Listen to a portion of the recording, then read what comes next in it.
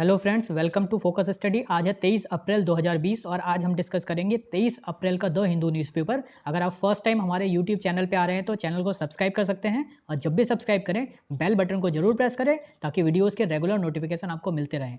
तो चलिए स्टार्ट करते हैं आज की फर्स्ट न्यूज़ से। आज की फर्स्ट न्यूज़ है attacks on health workers to attract up to 7 years in prison. Union Cabinet ने रिसेंटली ऑर्डिनेंस प्रोमलगेट किया है और ये जो ऑर्डिनेंस है ये एपिडेमिक डिजीज़ एक्ट 1897 को चेंज करने के लिए लाया गया है। Epidemic disease act 1897। अब इस ऑर्डिनेंस के थ्रू मेडिकल स्टाफ पे अटैक करना, कोई भी अगर पर्सन मेडिकल स्टाफ पे अटैक करता है, डॉक्टर पे अटैक करता है या फिर नर्स पे अटैक करता है तो ऐसे एक्ट को एक्ट ऑफ वायलेंस माना जाएगा और ऐसा जो एक्ट है वो कॉग्निजेबल और बिलेबल ऑफेंस माना जाएगा इस ऑर्डिनेंस के इफेक्टिव होने के बाद। और इस ऑर्डिनेंस के थ्रू कंपनसेशन दिया जाएगा हेल्थ केयर प्रोफेशनल्स को, जितने भी हेल्थ केयर पर्सनल्स हैं उनको किसी डैमेज के केस में और लॉस ऑफ प्रॉपर्टी के केस में कंपनसेशन भी दिया जाएगा। तो रिसेंटली पूरे देश में जो काफ़ी ज़्यादा अटैक्स के इंसिडेंट देखने को मिले हैं डॉक्टरों पे और हेल्थ केयर पर्सनल्स पे, तो ऐसे अटैक्स को कंट्रोल करने के लिए एक स्ट्रिक्ट कानून लाया गया है। एपिडेमिक डिजीज़ एक्ट 1897 को अमेंड करके ये ऑर्डिनेंस लाया गया है। अब ये जो एक्ट है ये कॉग्निजेबल भी रहने वाला है। ऐसा कोई भी वायलेंस अगर कोई भी करता है तो उसका किया गया एक्ट ऑफ वायलेंस कॉग्निजेबल होगा, नॉन बेलेबल होगा। कॉग्निजेबल ऑफेंस क्या होता है? कॉग्निजेबल ऑफेंस वो ऑफेंस है जो बहुत ही सीरियस ऑफेंस के कैटेगरी में आते हैं, जैसे कि murder, rape, dowry death, kidnapping, चोरी या ऐसे कोई सीरियस क्रिमिनल केसेस जो होते हैं उनको कॉग्निजेबल माना जाता है। और ऐसे केसेस में नॉर्मली ऐसे ऑफेंसेस नॉन बेलेबल ही होते हैं। तो ये जो ऑफेंसेस अगर हेल्थ केयर पर्सनल्स पे कोई अटैक होता है तो वो आगे से कॉग्निजेबल और नॉन बेलेबल रहने वाला है। नॉन बेलेबल जो भी अटैक होते हैं उनमें बेल पॉसिबल नहीं होती है अनटिल अनलेस कोर्ट के द्वारा वो रिटन में दिया गया हो उसकी बेल कराने के लिए। किसी भी पर्सन को अगर अरेस्ट किया जाएगा तो बिना कोर्ट के बोले हुए बेल पॉसिबल नहीं है और इसमें जो अग्रिम जमानत होती है वो भी पॉसिबल नहीं है बेलेबल वारंट में। और ये जो ऑर्डिनेंस प्रपोज किया गया है इसके द्वारा जो हेल्थ केयर वर्कर्स पे जो अटैक्स हो रहे हैं इसकी पूरी कार्रवाई जो है, पूरा केस विद इन 30 डेज इसको इन्वेस्टिगेशन कंप्लीट की जाएगी। अगर पुलिस इन्वेस्टिगेट कर रही है तो 30 डेज के अंदर अंदर इसको इन्वेस्टिगेशन का जो भी इसका पहलू रहेगा वो ख़त्म किया जाएगा और 1 साल के अंदर अंदर जो सज़ा जिसको देनी है वो स्ट्रिक्ट जो पनिशमेंट है वो दी जाएगी। अब पनिशमेंट क्या क्या प्रपोज की गई हैं इस अमेंडमेंट, इस ऑर्डिनेंस के थ्रू, ये देख लेते हैं हम। Punishment for such attacks will be 3 months to 5 years and fine from 50,000 to 2 lakhs। 3 महीने से लेकर 5 साल की सज़ा हो सकती है ऐसे केसेस में अगर जो लोग गिरफ्तार होते हैं, और 50,000 रुपये से 2 लाख तक का जुर्माना देना पड़ेगा ऐसे लोगों को। और इन केस अगर सीरियस केस, बहुत ज़्यादा सीरियस कोई केस हो जाता है और सीवियर केस बनता है तो उस केस में पनिशमेंट और जो पेनल्टी लगाई गई है इन दोनों की अमाउंट को बढ़ाया गया है। सीवियर केस में अगर ग्रीवांस इंजरी होती है किसी हेल्थ केयर वर्कर को तो जिसने वो वायलेंस किया है उसको 6 महीने से लेकर 7 साल तक की सज़ा होगी। तो इस अमेंडमेंट एक्ट नहीं है, ये ऑर्डिनेंस है। इस ऑर्डिनेंस के थ्रू जो मिनिमम पनिशमेंट बोली गई है वो है 6 मंथ और मैक्सिमम पनिशमेंट है 7 ईयर्स। मिनिमम 6 महीने और मैक्सिमम 7 साल। और जो पेनल्टी की अमाउंट है वो है 1 लाख। मिनिमम पेनल्टी 1 लाख लगेगी और मैक्सिमम पेनल्टी 5 लाख। ये कुछ प्रोविज़न है ऑर्डिनेंस के जो लाए गए हैं। इसके साथ ही साथ मिनिस्ट्री ऑफ होम ने सारे स्टेट्स को डायरेक्शन दिया है कि हर एक स्टेट गवर्नमेंट के द्वारा एक नोडल ऑफिसर अपॉइंट किया जाना चाहिए हेल्थ केयर वर्कर्स पे जो अटैक्स हो रहे हैं उनके रिलेटेड केसेस को देखने के लिए। एक नोडल ऑफिसर होना चाहिए जो 24/7 safety of health care workers के केसेस देखेगा और उनको रिड्रेस करने की कोशिश करेगा। एक नोडल ऑफिसर्स भी स्टेट गवर्नमेंट के द्वारा अपॉइंट होने चाहिए। सेकेंड न्यूज़ है confirm cases crosses 20,000, nearly 4,000 people recover. India में कंफर्म केसेस की संख्या 20,000 से ज़्यादा पहुंच गई है और जो रिकवरी है वो रिकवर्ड लोग 4,000 से ज़्यादा इनका डेटा पहुंच गया। यूनियन हेल्थ मिनिस्ट्री का जो डेटा है वो बताता है कि 20,971 लोग अभी तक कंफर्म कोरोना वायरस या कोविड-19 से इन्फेक्टेड हो चुके हैं, जिसमें 652 की डेथ हो चुकी है। इसके अलावा स्टेट गवर्नमेंट के द्वारा जो डेटा रिलीज़ किया जाता है उस डेटा के अकॉर्डिंग जो काउंट है वो ज़्यादा है। स्टेट गवर्नमेंट का डेटा बोलता है कि टोटल इंडिया में इन्फेक्टेड पर्सनस 21,354 है। हेल्थ मिनिस्ट्री का डेटा 20,900 दिखा रहा है और स्टेट्स का डेटा 21,324 बता रहा है, यानी कि थोड़ा सा डिफरेंस देखने को मिला है। और अगर हम स्टेट्स के लेवल पे देखें तो महाराष्ट्र, गुजरात और दिल्ली, ये तीन जो स्टेट्स और यूटी है ये टॉप पे चल रही है। इन स्टेट्स और यूनियन टेरिटरीज़ में सबसे ज़्यादा केसेस देखने को मिले हैं। यहाँ पर कुछ ग्राफ भी दिए गए हैं, प्रोग्रेशन ऑफ केसेस और प्रोग्रेशन ऑफ डेथ्स के ग्राफ हैं। इंडिया में जो केसेस का प्रोग्रेशन है वो इस तरह से दिखाया गया है। करीब 16 मार्च के बाद एकदम से जो केसेस की काउंट है बहुत तेज़ी से बढ़ी है। 4 फरवरी से 16 मार्च तक केसेस काफ़ी कम थे, बहुत ही कम थे, लेकिन 16 मार्च के बाद ये प्रोग्रेशन बहुत ही तेज़ हुआ है और उससे थोड़ा सा कम ग्रोथ है नंबर ऑफ डेथ्स का। मतलब कि जितने केसेस बढ़ रहे हैं, लोग रिकवर हो रहे हैं, तो डेथ तो नॉर्मली कम ही होनी है और ये जो आंकड़ा है ये कम से कम ही होना चाहिए, बल्कि इसके बाद तो गिरना चाहिए। यहाँ पर रैपिड एंटीबॉडी टेस्ट की बात की गई है। आईसीएमआर ने बोला है कि जो रैपिड एंटीबॉडी टेस्ट होता है वो एक सर्वेलेंस का टूल है, केवल सर्वेलेंस के लिए यूज़ किया जाता है। ग्लोबली ऐसी प्रैक्टिस देखने को भी मिलती है। मेनली इस टेस्ट का जो यूज़ है वो बॉडी में एंटीबॉडी बनने का टेस्टिंग है। ये केवल किस तरह से एंटीबॉडी बनती है बॉडी में उसको डिटेक्ट किया जाता है, जिससे आइडेंटिफाई किया जा सकता है कि कोरोना वायरस का इन्फेक्शन किसी पर्सन की बॉडी में स्टार्ट हो गया है या नहीं। और अगर हम फाइनल कंफर्मेशन की बात करें तो इसके लिए केवल एक ही टेस्ट है अभी एज ऑफ नाउ, और वो टेस्ट है RT-PCR, जो हमने पहले भी पढ़ा है कि त्रिवेंद्रम स्थित एक लेबोरेटरी के द्वारा ये जो टेस्ट है वो इन्वेंट किया गया था। RT-PCR टेस्ट से फाइनल कंफर्मेशन मिल सकती है किसी पर्सन के बारे में कि एक्चुअल कोई पर्सन कोरोना वायरस से इन्फेक्टेड है या नहीं, और डायग्नोसिस अकॉर्डिंगली स्टार्ट किया जा सकता है।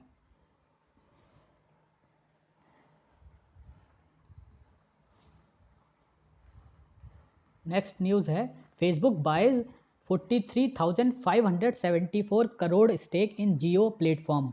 फेसबुक और रिलायंस जियो की एक डील फाइनल हुई है जिसमें रिलायंस जियो में फेसबुक ने 9.99% स्टेक परचेज कर लिए हैं। Reliance Jio is led by Mukesh Ambani group, Reliance Industries, और उसमें 43,574 करोड़ रुपए का इन्वेस्टमेंट, जो करीब 9.99% स्टेक बनते हैं जिसके, ये परचेज किए गए हैं ये फेसबुक के द्वारा।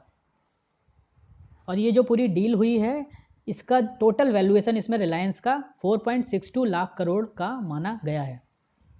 इस डील को अभी फाइनल रेगुलेटरी अप्रूवल मिलना बाकी है और रिलायंस जियो के लिए एक बहुत अच्छी डील मानी जा रही है, बिकॉज रिलायंस जियो का जो जियो मार्ट प्लेटफॉर्म है उसके द्वारा फेसबुक और फेसबुक ओन्ड व्हाट्सएप के कॉन्टैक्ट्स का यूज़ करके अपने जो जियो मार्ट के ऑपरेशन है उसको बढ़ाया जाएगा।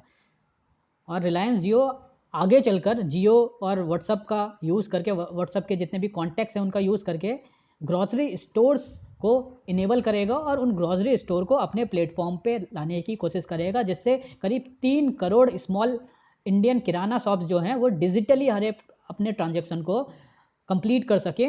ऐसा टारगेट लिया गया है रिलायंस के द्वारा, रिलायंस के जियो प्लेटफॉर्म के द्वारा। और ये जो जियो प्लेटफॉर्म है ये रिलायंस का डिजिटल प्लेटफॉर्म है जो फेसबुक के फंड का यूज़ करने वाला है। इसमें मेन जो फंडिंग है उसका मेजर पार्ट रिलायंस जियो का डेट चुकाने के लिए यूज़ किया जाएगा। करीब 40,000 करोड़ का डेट है रिलायंस जियो पे, उसको चुकाया जाएगा।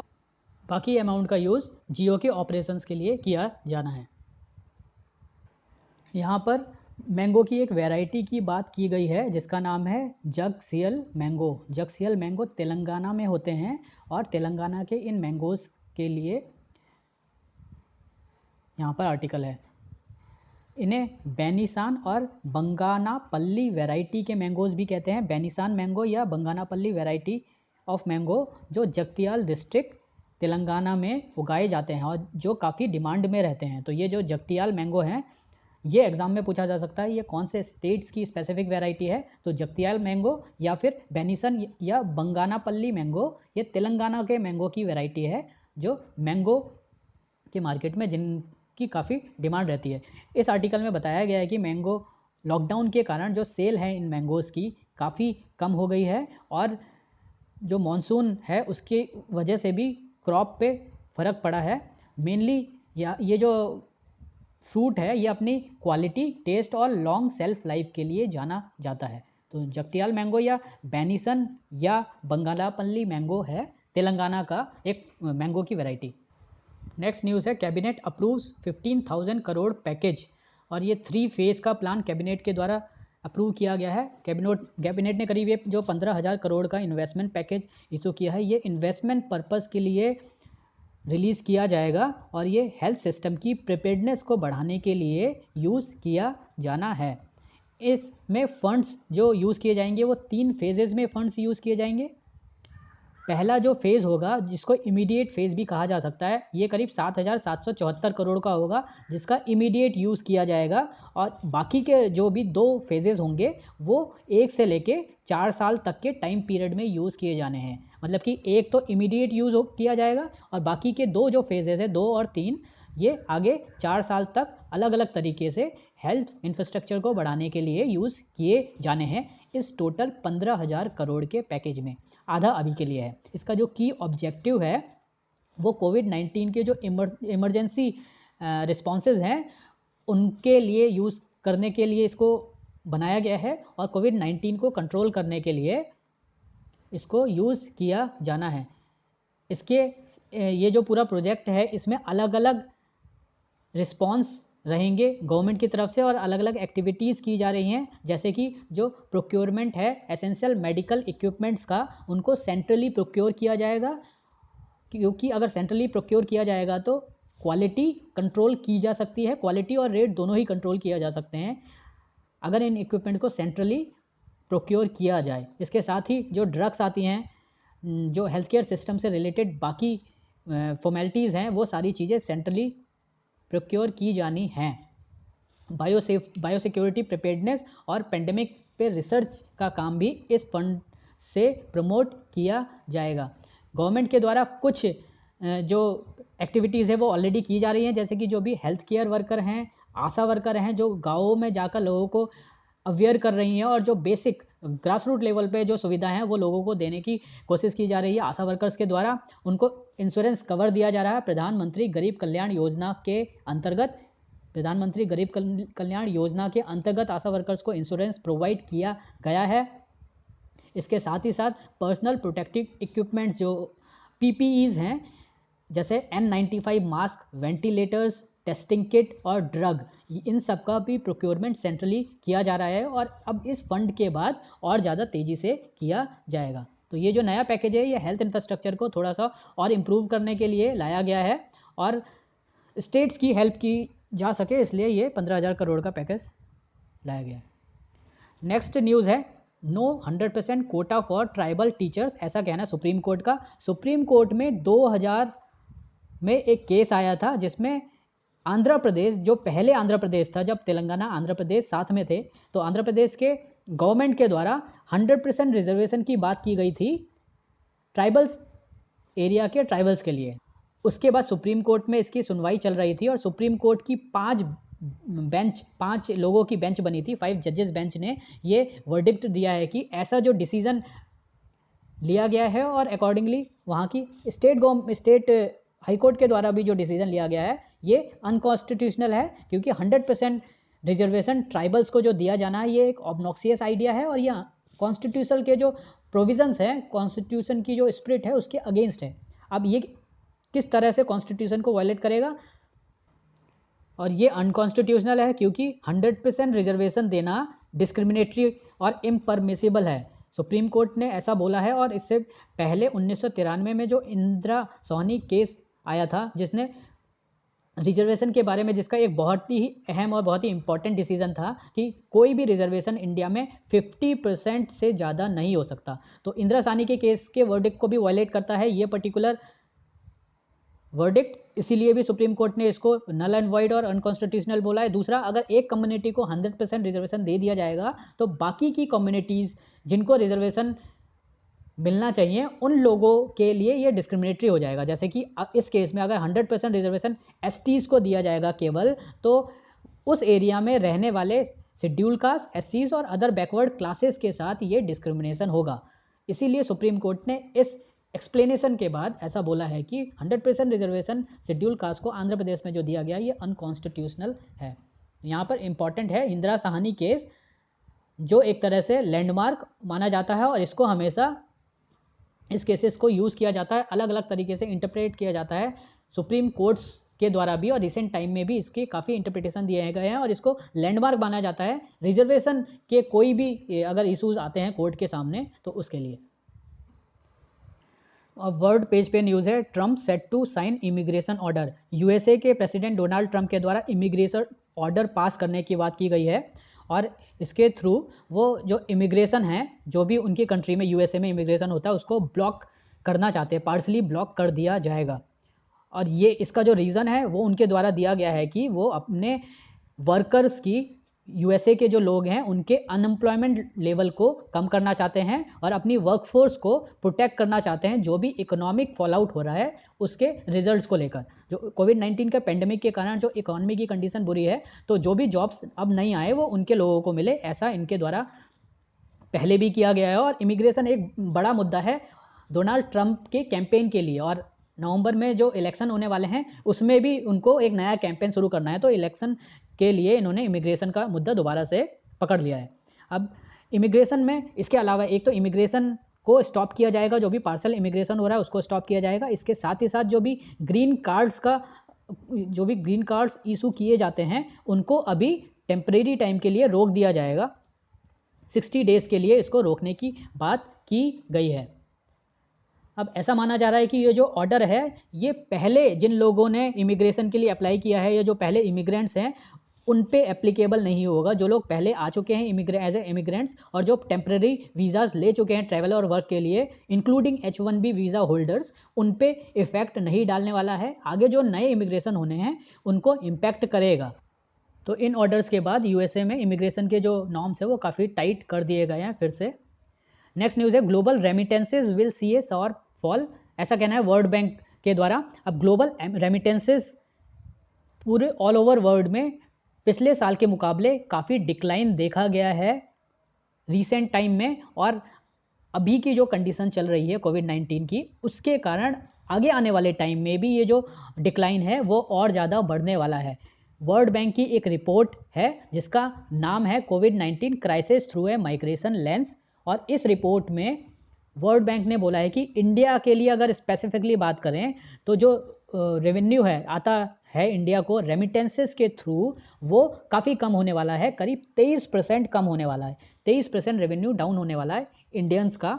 अब रेमिटेंस क्या होता है? रेमिटेंस वो इनकम होती है जो लोग इंडिया में बाहर काम कर रहे हैं, जैसे कि दूसरी कंट्री अमेरिका में, यूएसए में, कनाडा में, ऑस्ट्रेलिया में, ये अलग अलग जगह लोग काम करते हैं और वापस घर पे अपने लिए फैमिली के लिए, रिलेटिव्स के लिए पैसे भेजते हैं। गल्फ़ कंट्रीज से भी बहुत बड़ा रेमिटेंस इंडिया में आता है, स्पेशली साउथ के स्टेट्स में गल्फ़ कंट्रीज से बहुत ज़्यादा रेवेन्यू और रेमिटेंस आता है। तो ऐसा जो पैसे की आमदनी होती है किसी कंट्री को, तो उस कंट्री के लिए वो रेमिटेंस कहलाता है। और इंडिया पिछले कुछ टाइम में रेमिटेंस में नंबर 1 कंट्री चल रही है। इंडिया में सबसे ज़्यादा, किसी भी देश से सबसे ज़्यादा रेमिटेंस इंडिया को प्राप्त होता है। तो ये जो रेमिटेंस है ये करीब 23% डाउन जाने वाला है because of corona virus problem, और इसके कारण इंडिया का जो रेमिटेंस है जो पिछले साल करीब $83 बिलियन का था, $83 बिलियन का पेमेंट इंडिया को मिला था, वो अब कम होके $64 बिलियन तक पहुंचने वाला है, ऐसा कहना है वर्ल्ड बैंक की रिपोर्ट का।